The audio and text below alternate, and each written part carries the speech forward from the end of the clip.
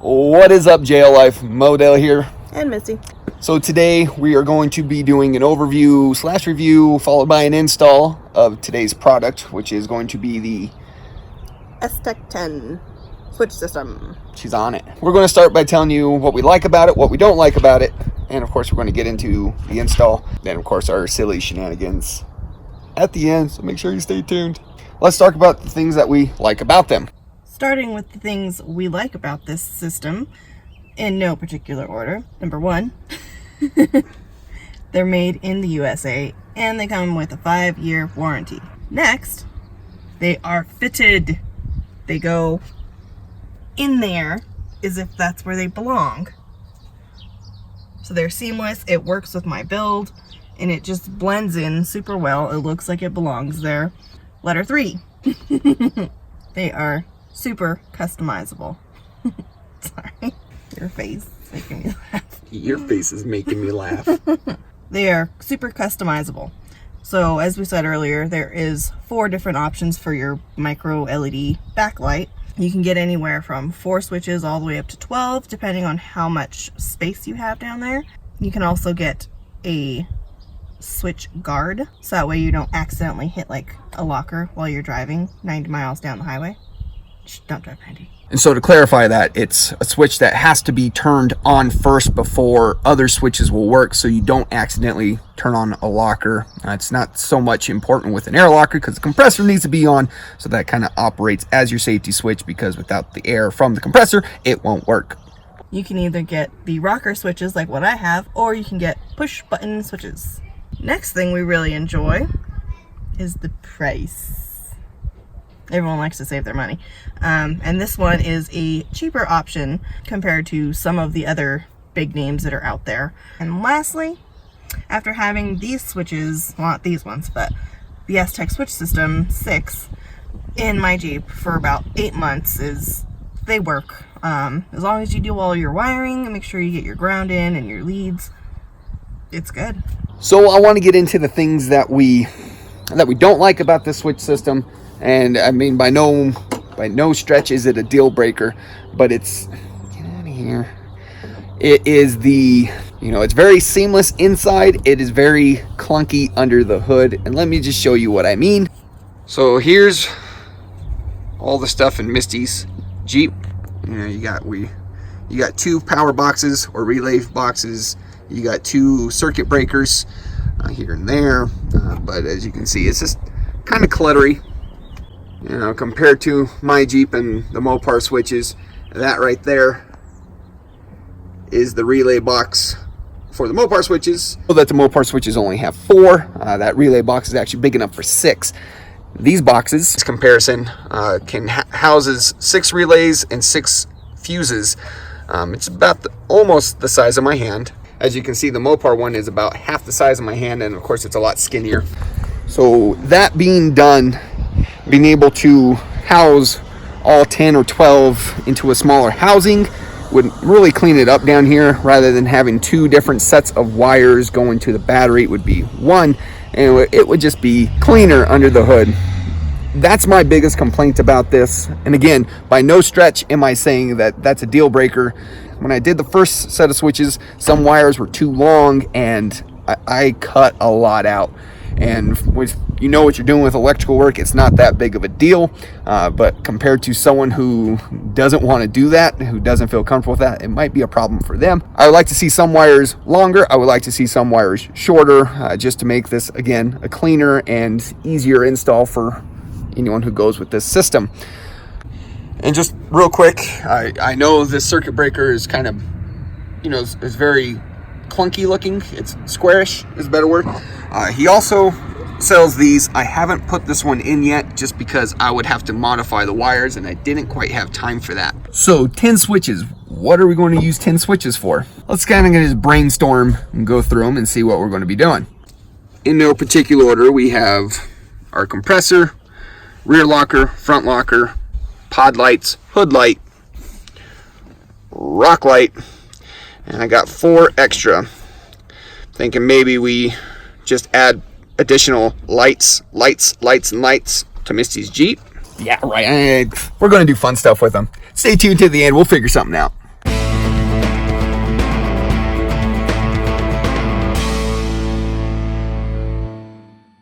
What is up, JL Life? Modell here. Super excited about today's install. This is something that has been on the burner for a while. It's just more necessary upgrades had been coming to Heathen in the flow that they had been coming.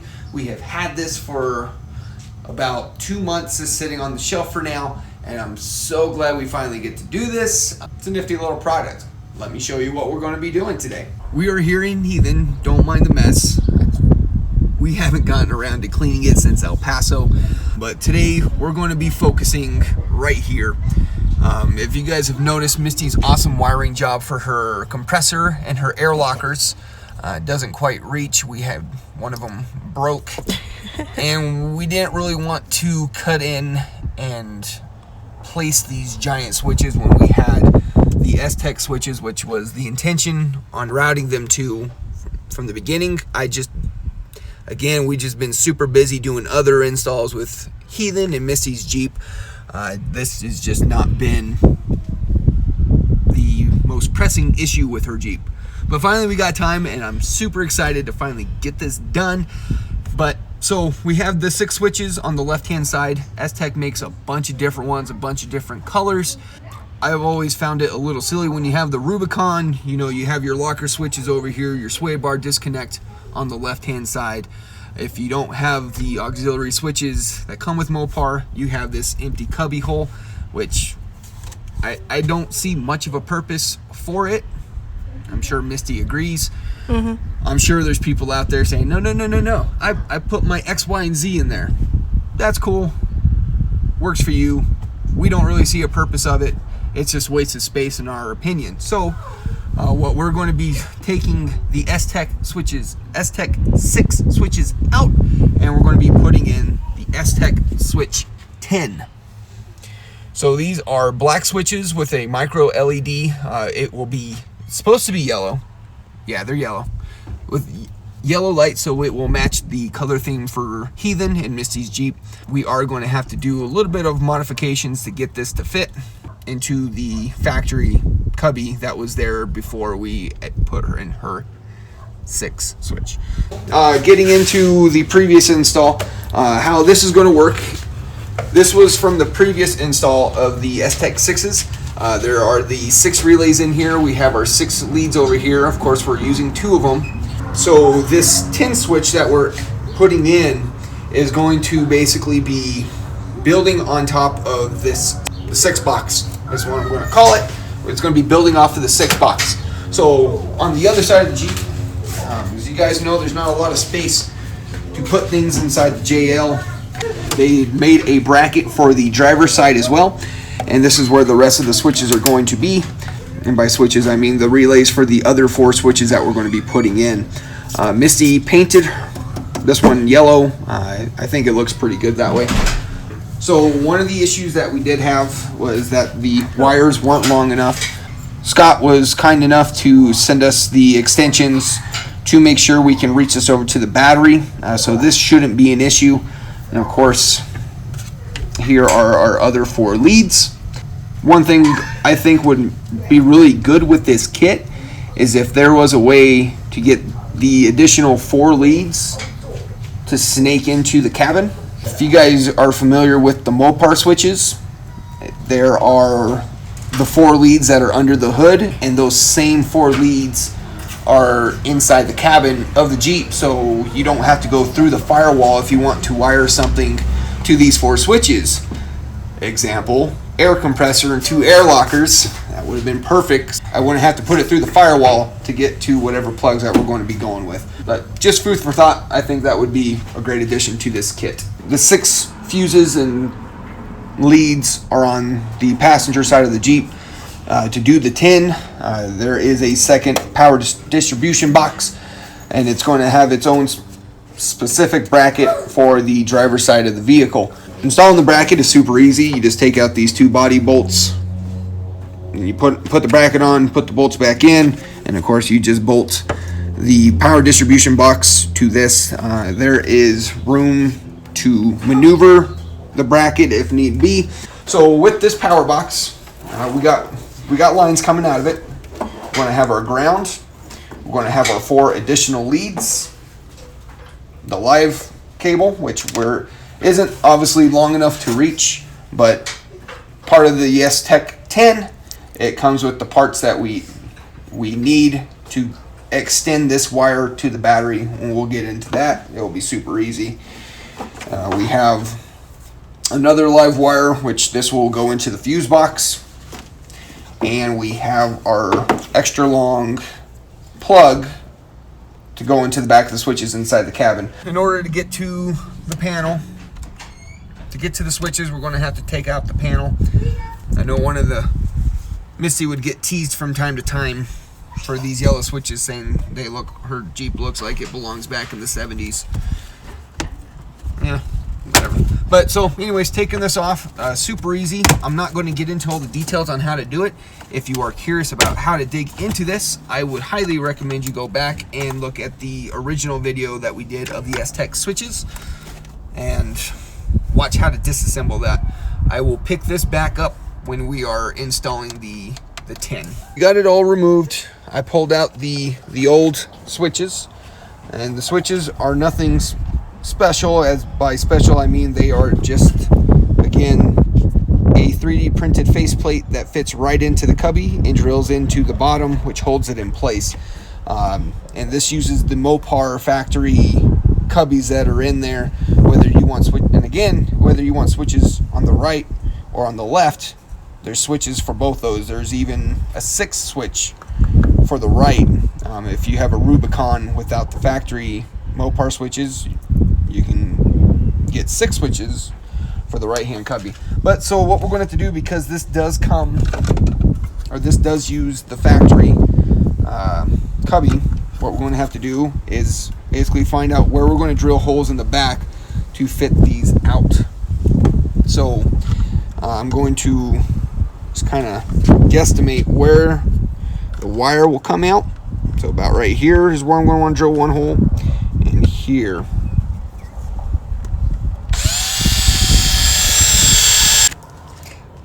So awesome thing about drilling into plastic, super easy. You don't need to start with the small bit, the center punch, none of that stuff. Just get yourself a step drill bit. I mean, you can even hold it by hand, but you're making the hole big enough to where you'll be able to squeeze that guy through.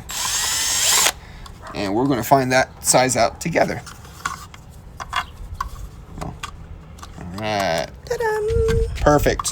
So let's get the other side.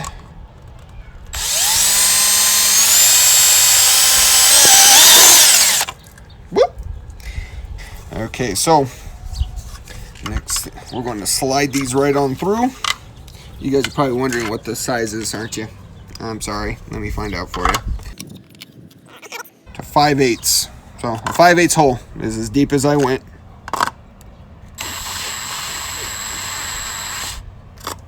No OCD for Misty here. Both holes are the same. So what we're going to do, we're going to finish putting this together, slide the connectors through the hole.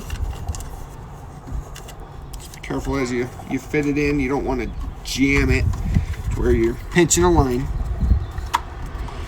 And you're going to try to do your best. You're going to line up those nutserts to the bottom that already have holes. One of the things we're going to have to do is we're going to reuse the screw and the washer from the old one. So I'm going to go get an Allen key to take these out so I can stick them into the new ones. I'll be right back. We got this installed. Super easy. Like I said, it's just the 2 screws that hold it in. We drilled the back, got it both sticking out. We have our 6 box on this side, of course, our 4 box on this side. I mean, quite frankly, if you wanted to do a 12, I'm pretty sure he could make you a 12 and do 6 on this side as well, because he has the 6 on this side. We're going to just button this up for now. We're going to run the lines into the Jeep so we can plug this in and get it all squared away. So we got the new switch panel already installed. Again, super easy. I'm not getting into super detail with a lot of this video because we did a lot of these same steps when we installed the Stech 6. Basically, I don't want to be sounding redundant with my videos. So, step we're going to be doing is taking the receiver end of the switches. We're going to be going through the firewall, running it into the cap suite. I'm going to be grabbing the camera from Misty. Driver's side, if you go up underneath, I'm going to do my best to show this. And there we go. That little plastic boot that I'm spotlighted on, we're going to drill through that, and that's where we're going to come through, and we're going to run the wire up and out of the way, back behind the entertainment console area, and get it plugged in. That is under the Jeep, right, again, right where I'm spotlighting. I know it's kind of hard to see. It's right here. Right there. And that's where the wires are going to be going through. So it's difficult to get under there and film at the same time, but you can see the hole I drilled right there. That is behind the fender.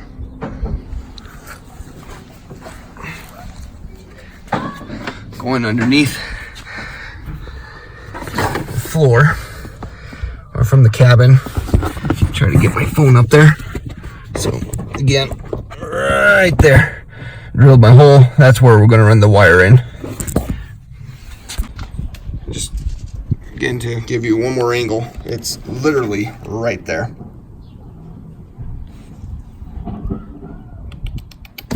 So I didn't realize how close that hole was that we drilled was to the power box. So we will actually be able to run these leads into the cabin. However, I know you can extend them yourself. I know. I would like to see this kit come with these a little bit longer, just so they're not having to be so close to where the driver pedals are, so I can move it to passenger side. But so anyways, what we're going to do, we're just going to try wrapping this around the cord that we've already fed through and Pull it on through. Try our best to pull it through. So as you can see, we're having a little bit of difficulty with the size of the hole that we had. We backed out the wire and I drilled the hole wider so it would fit easily. Yeah. So we were able to pull it through with it wrapped up in tape, and this is how much extra you have. So you can run your wires from over there through to right here, and it should be good as long as you can just tuck them up out of the way, maybe zip tie them to something up there or something. Yep, got a little bit of room. So now that we got the wires ran to where we need inside the cockpit, next we're going to be moving to the positive and the negatives. So one of the things you can also get with this kit, with this kit are circuit breakers. And we have a 60 amp circuit breaker, so if in the event we are drawing too much to these 4 switches that we're putting in, if it hits over 60 amp draw, which is very unlikely, but if it does, it will just click it off rather than potentially breaking electronics in the Jeep, or worst case scenario, starting a fire. And if you look closely at it, this side is for the aux for the switches, this side's for the battery, BAT. So this is going to be the side running to the battery, this is going to be the side running to the aux. But Daddy, that buzzer is so easy to catch. Okay, we're filming. We're filming. You're going to connect that side, you're going to get the battery extension. There are 2 different sides to it. There's a small and a big. The bigger is going to go to the battery, the smaller is going to go to the amp. So this cable is not one big cable. It is mini. I'm going to have to switch that around. It is, depending on how many switches you have, that many cables. So it should be 4 smaller gauged wires underneath.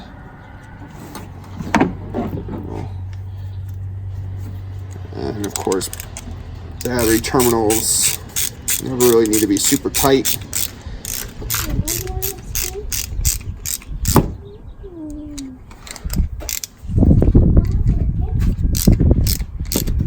Okay. on the little anti-corrosive covers. Like that. I'm gonna run this across.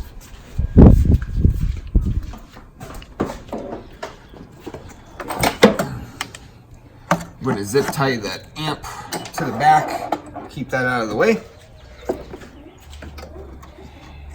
And Missy's just getting so many wires back here. But again, I'm going to be zip tying all this up so it's out of the way of the engine so we don't have to worry about frying anything. This wire also coming off of that power box is you're going to use your fuse tap to tap into the fuse box.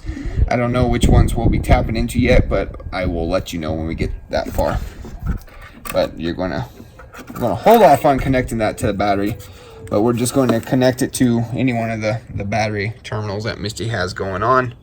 Okay, so now that we have our power lines ran to that side of the Jeep, zip tied out of the way, next we're going to have to find out where to put our ground wire. The important thing when choosing a place for a ground, it's pretty simple. Unpainted bolt, bare metal. We just got to find a good spot to go. It's as long as there's a bolt somewhere, you can find a ground. It just might involve you having to sand the paint off to get a solid ground. But I'm going to look around for a minute, see if I can already find a suitable candidate to put this so I don't have to do extra work. All about that lazy life.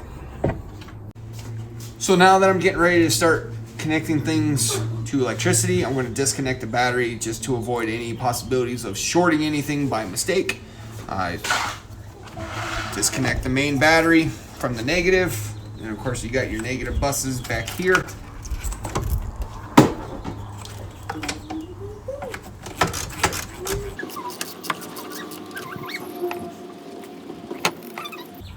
And the ground we found right there. And placing a rag in between your connections will ensure that it doesn't accidentally ground out and become live. So for now, what we're going to do is we're just going to piggyback onto the previous piggyback fuse. So what we're going to do, pop that out. Going to get our new line. We're going to get some additional crimping space. We're going to pop this guy out. There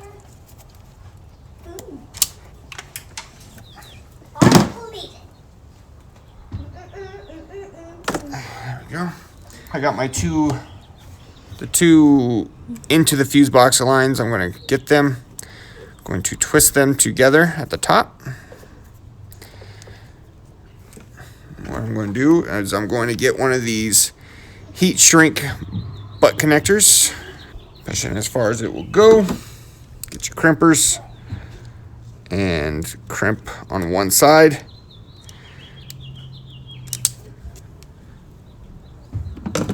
Sure if I give it a nice little tug, make sure it's in there good. I'm going to get the other end. Go in through side two.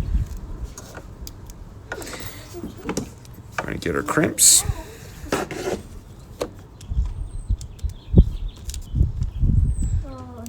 Going to grab the heat gun.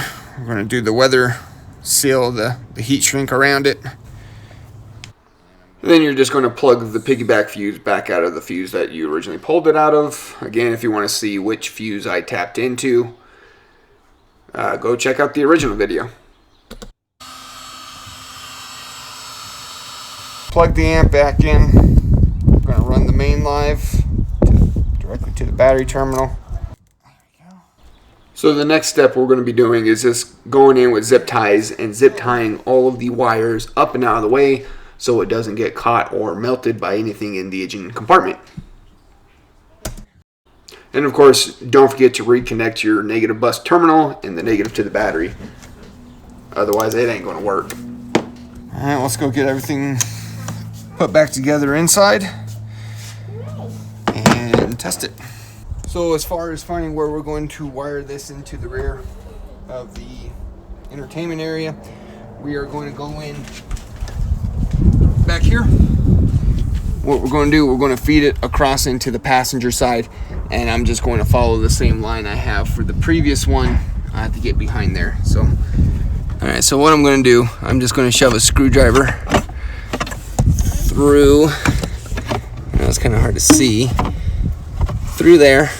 It's going to go straight across to there. Uh-oh. It's hung up on something. There it goes. Misty is going to just tape it to the screwdriver.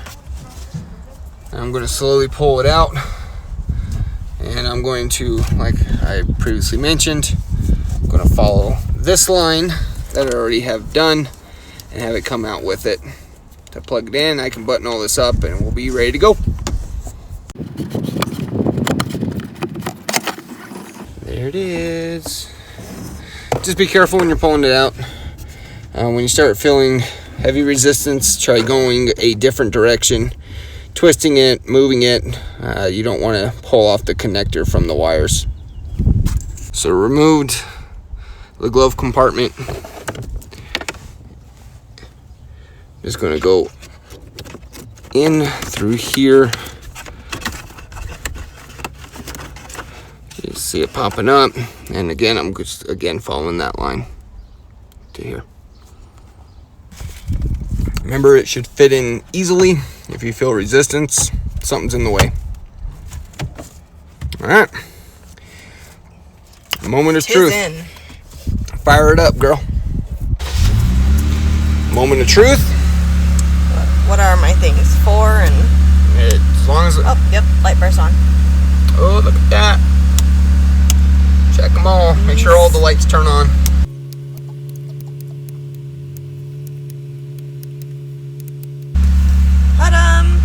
Told you I knew what I was doing.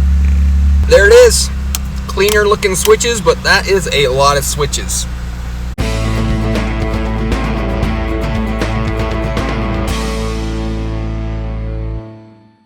All right, guys, so let me tell you what we did with the 4 extra switches. Switch number 1.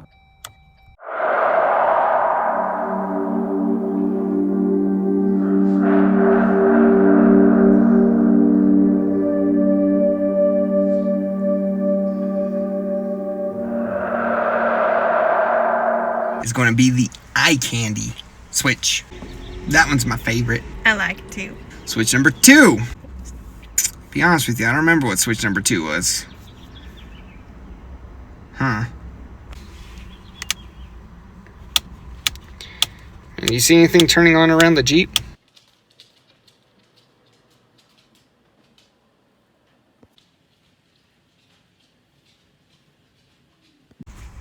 I'll get back to you on that one.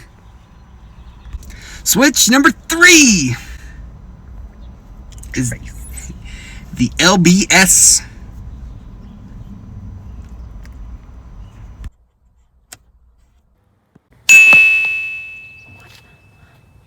Mo! Whoa, dude, come on! Dude, What you the gotta heck? you gotta stop doing that. That switch ate your personal litebrite signal. What the hell's You he can't- doing? What You are can't be doing that, dude. What were you doing? Oh, well, you know. Dude. But I missed you guys. I love you. LBS, the light bright signal. So this guy is probably the most important one in Misty's Jeep. If you're new to the channel, we need to get you one, because this one is the subscribe button. Switch. Thing. Hope you guys enjoyed today's video. Remember to like, comment, Subscribe and share. and don't forget to hit the bell for more content to come. Let me know what you think of the product. My eyes look really blue in your lens.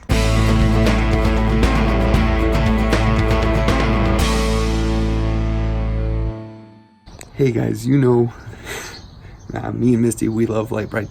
We love their channel. They're very good friends of ours. I know I'm whispering. I'm sorry. They're sleeping right there. They're asleep inside, and I want to make sure we leave a little JL life with them wherever they go. So, let's see how long it takes them to notice.